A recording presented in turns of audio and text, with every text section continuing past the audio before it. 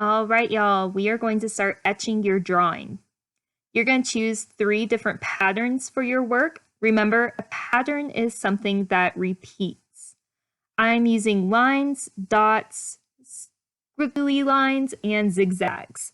This is also where you're going to add details to your jewelry or feathers on your figure that you probably weren't able to get earlier when we were drawing and coloring.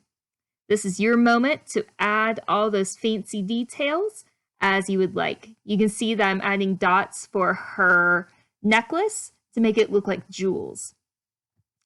When you're etching, you'll probably want to find some sort of sharp tool in your household. I found a sewing needle that I taped to a pencil. The sewing needle is sharp, but it's not going to scratch through my paper. And I taped it to a pencil just so I could manipulate it more easily. You'll also notice that as you're etching, you can't etch through those white borders that you did not color. This is so you can have a very clear delineation of your different shapes in your work.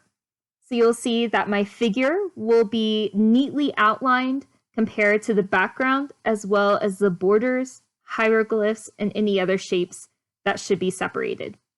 This is going to make it easier for you to etch so that you kind of know what's what and where to apply your different patterns.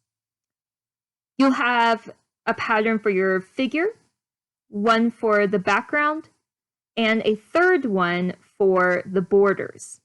You'll notice I'll do 3 different patterns for those. Make sure that your pattern repeats and it's not totally random. I would choose something really simple and easy to etch. Especially since you're going to be repeating it lots of different times, you don't want something that's going to be too complicated or that you're going to lose track of.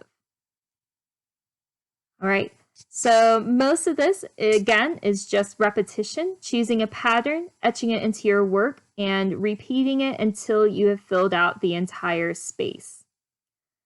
At the end, you should have this sort of kaleidoscopic piece of artwork that looks totally mesmerizing and just really interesting. I had a lot of fun with this project, and I hope you did too.